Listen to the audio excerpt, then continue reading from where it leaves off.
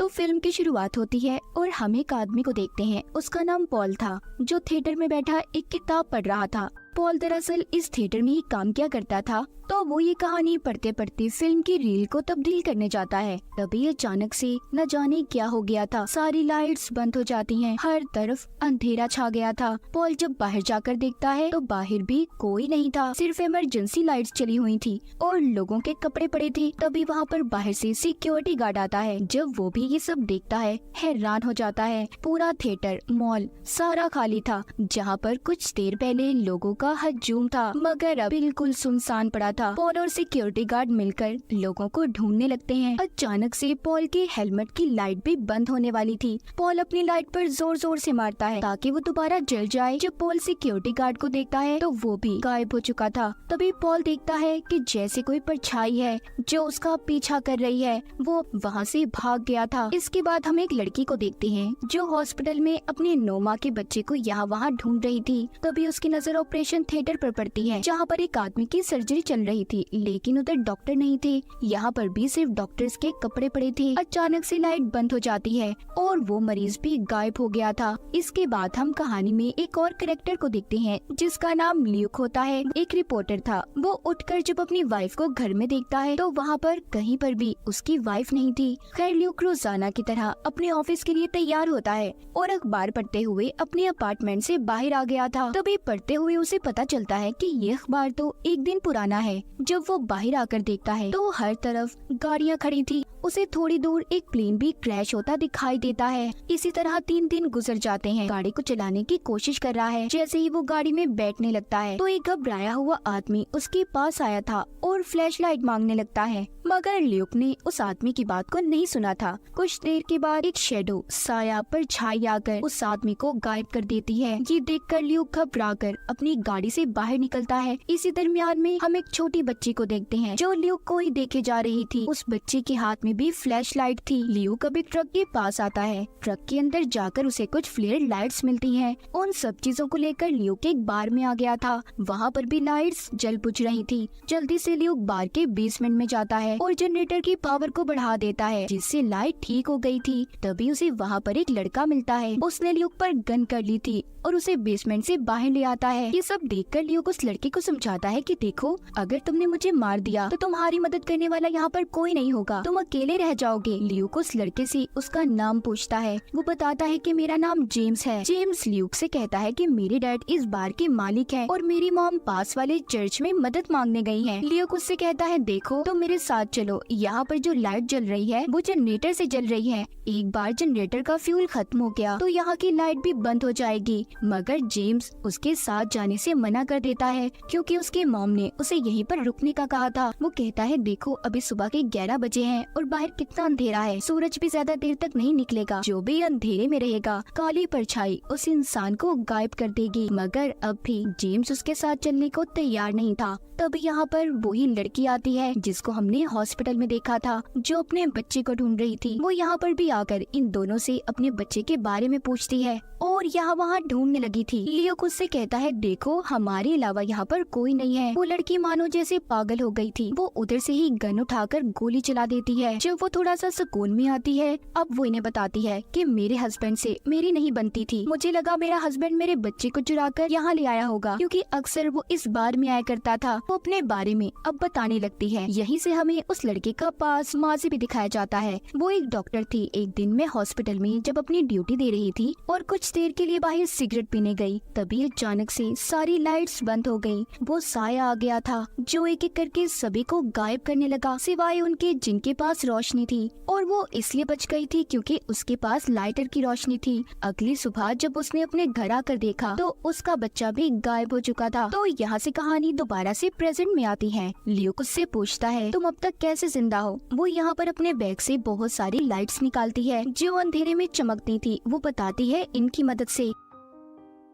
तभी उन तीनों को बार में किसी आदमी की आवाज सुनाई देती है जो बाहर से आ रही थी, जो हेल्प हेल्प मदद के लिए चिल्ला रहा था। ल्यूक अपनी लाइट लेकर बाहर जाकर देखता है। उसे बस स्टैंड पर एक आदमी मिलता है जो कोई और नहीं बल्कि पोल था, जिसको हमने कहानी के शुरू में थिएटर में देखा था। ल्यूक उसे उठाकर अपने साथ बार की तरफ लाने लगता है, मगर रास्ते में ल्यूक की लाइट बंद हो गई थी और वो साया भी अब इनकी तरफ बढ़ रहा था। इसलिए जल्दी से ल्यूक ने अपनी फ्लेयर लाइट्स को जला लिया था, जिससे साया वहीं पर रुक जाता है। अंदर बार में जेम्स को भी अपनी मॉम की आवाज आती है, जिसे सुनकर वो बाहर जाने लगा था, लेकिन जल्द ही वो लेडी डॉक्टर उसे रोक लेती है जो अपने बच्चे को ढूंढ रही थी, वरना जेम्स भी उस साय की लपेट में आने वाला था। इसका मतलब ये था कि वो साया लोगों को हेलुसिनेट भी किया करता था, यानी कि लोगों को अजीबोगरीब आवाजें और ख्याल दिखाता कि जैसे उनके प्यारे उन्हें पुकार रहे हैं, और फिर अपना शिकार बनाकर उन्हें गायब कर देता था। उधर ल्यूक भी पोल को बार की तरफ ला रहा था। उसकी फ्लेयर लाइट्स भी बुझ गई थी, लेकिन जैसे तैसे वो जल्दी पोल को बार में ले आया था। जब पोल को होश आता है तो ल्यूक उसके बारे में पूछता है। वो बताता है कि मैं एक थिएटर में काम करता था और मुझ पर एक काले साय ने हमला कर दिया। मैं नहीं जानता आगे क्या हुआ, लेकिन जब मुझे होश आया तो मैं किसी तरह उस बस स्टैंड तक पहुंच गया जहां पर रोशनी थी।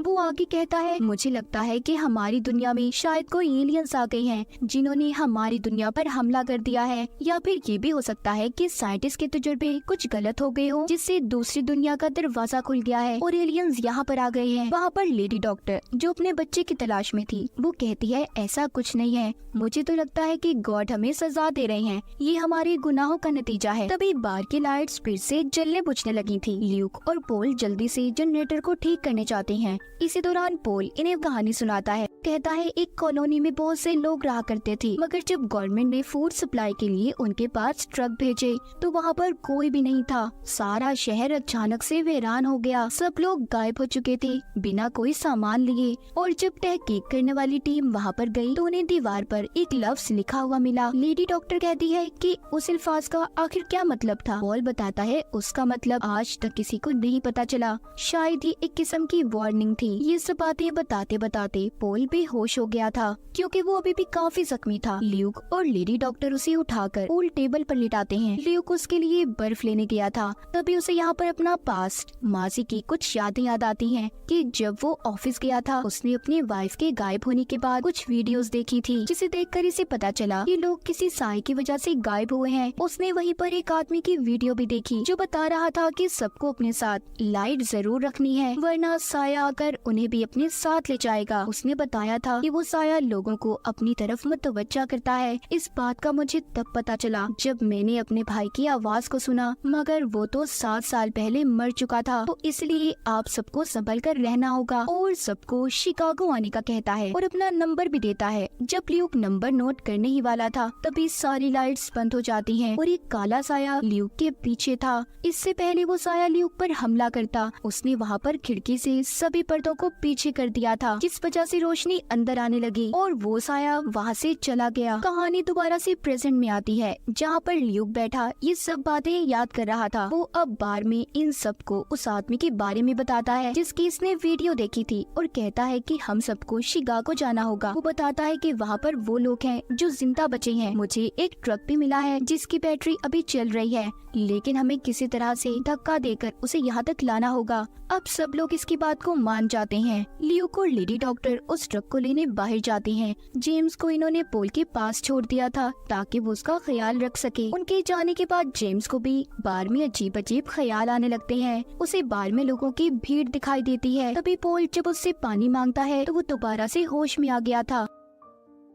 अब जब वो पोल के लिए पानी लेने जाता है तो बाहर की लाइट्स जलने बुझने लगती हैं। उधर बाहर ल्यूक और लेडी डॉक्टर दोनों ट्रक को ठीक करने की कोशिश कर रहे थे। इसी दौरान ल्यूक के पाँव में चोट लग गई थी और इसीलिए वो वहीं पर कुछ देर बैठकर आराम करने का सोचते हैं। तभी वो अपने सामने एक छोटी बच्ची को देखते हैं। ये दोनों उसे पास बुलाते हैं ताकि वो उसकी मदद कर सके, मगर वो बच्ची जब इनके पीछे साय को आते हुए देखती है तो वो डर गई थी और वहाँ से भाग जाती है। ल्यूक उस बच्ची को रोकने की कोशिश कर रहा था और उसके पीछे भागता है, जिस वजह से वो गिर गया था। और उसकी लाइट भी बुझ जाती है। तभी वहाँ पर साया ल्यूक की तरफ बढ़ रहा था। ये देखकर लेडी डॉक्टर ने जल्दी से ट्रक की लाइट को जला दिया ताकि ल्यूक की जान बच जाए। उधर बार में पोल के पास जेम्स अब तक पानी लेकर नहीं पहुँचा था। वो जब जेम्स को ढूंढने जाता है तो बाथरूम में जेम्स की ग्लो लाइट पड़ी थी, मगर वो खुद गायब था। पोल अब उसे ढूंढता ढूंढता बेसमेंट में पहुंच गया था, जहां पर उसे एक टनल दिखाई देता है। जब ये उसके अंदर जाता है तो आगे एक दीवार थी और तभी वो साया इस पर हमला कर देता है। इन सब से डरकर पोल जाग गया था। मतलब ये सिर्फ पोल का एक सपना था, लेकिन अब हकीकत में बाहर की लाइट्स बंद हो जाती हैं और साय ने पोल को गायब कर दिया था। जेम्स जो कि अपनी ग्लो लाइट की वजह से बचा हुआ था, वो आकर जब पोल को देखता है तो उसके सिर्फ कपड़े पड़े थे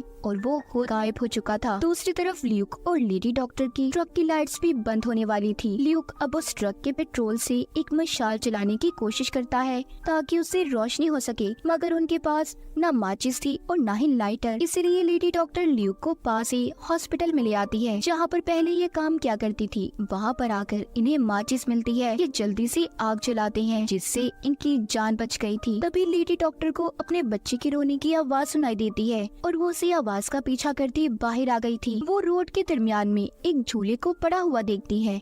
जब वो उसके पास जाकर देखती है तो झूला खाली था। दरअसल वो साया इन्हें गुमराह करना चाहता था और इसीलिए अब लेडी डॉक्टर भी गायब हो जाती है, क्योंकि वो बिना किसी लाइट के अंधेरे में आ गई थी। ये देखकर ल्यूक भी डर गया था। वो किसी तरह से बार के पास आता है। इधर अंदर बार की लाइट्स भी जलने बुझने लगती हैं। ल्यूक बार के अंदर आकर जेम्स को अपने साथ लेता है और जनरेटर से फ्यूल निकालकर ट्रक में डालकर यहाँ से चला जाता है। ल्यूक जेम्स को लेकर उस एरिया से काफी दूर आ गया था। वो देखता है कि ट्रक का बोनेट खुला हुआ है, इसीलिए जब वो उसे एक जगह पर रोककर ठीक करने लगता है तभी जेम्स की नजर सामने चर्च पर पड़ती है। उसे लग रहा था कि शायद अभी भी अंदर उसकी मॉम होंगी। ल्यूक जेम्स को रोकने की कोशिश करता है, मगर वो उसकी कोई भी बात मानने को तैयार नहीं था। जेम्स को अंदर एक साया महसूस होता है। तभी सही वक्त पर ल्यूक ट्रक को ठीक करके वापस ले आया था और जेम्स को वापस आने का कहता है, लेकिन जेम्स उसकी कोई बात नहीं सुनता। तभी अचानक से ट्रक की लाइट्स बंद हो जाती हैं, जिसके साथ ल्यूक भी गायब हो गया था।